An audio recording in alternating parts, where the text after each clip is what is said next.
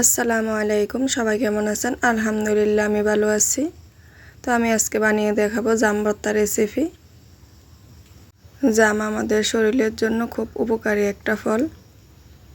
এভাবে জাম ভর্তা বানিয়ে খেতে আমি ভীষণ পছন্দ করি।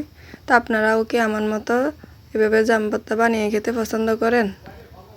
যদি জাম ভর্তা পছন্দ করে থাকেন তাহলে এভাবে ট্রাই করে দেখবেন, ভালো লাগবে।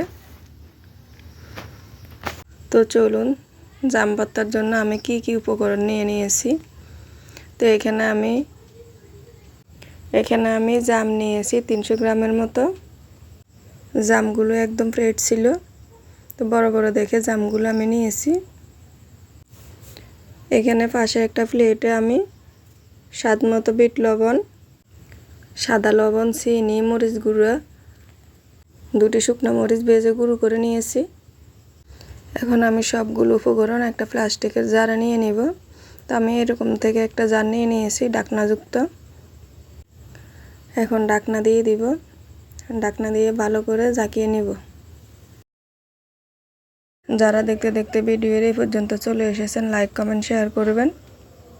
আর ভিডিওটি যদি ভালো লেগে থাকে সাবস্ক্রাইব করে পাশে থাকা বেল আইকনটি বাজিয়ে দিবেন। তো কথা বলতে বলতে অনেকক্ষণ ঝাঁকিয়ে নিয়েছি। এখন ঢাকনাটা খুলে দেখব। ঢাকনা খুলে দেখলাম না, আরও একটু ঝাঁকাতে হবে। তো ঢাকনা লাগিয়ে আরও কিছুক্ষণ ঝাঁকিয়ে নিলাম। তো আরও কিছুক্ষণ ঝাঁকিয়ে নিয়েছি। এখন ঢাকনা খুলে একটা বলে নিয়ে নিব। দেখতে কত সুন্দর লোভনীয় হয়েছে মাশাআল্লাহ। তো আমার মেয়েরা আর অপেক্ষা করতে পারলো না। আপনারাই বলেন, এরকম একটা ভর্তা সামনে থাকলে কি আর অপেক্ষা করা যায়?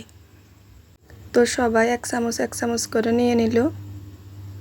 তো জাম ভর্তা কেমন হয়েছে বলে যাবেন কমেন্টে। পরবর্তীতে আবার দেখা হবে অন্য এক রেসিপি নিয়ে। আল্লাহ হাফেজ, আসসালামু আলাইকুম।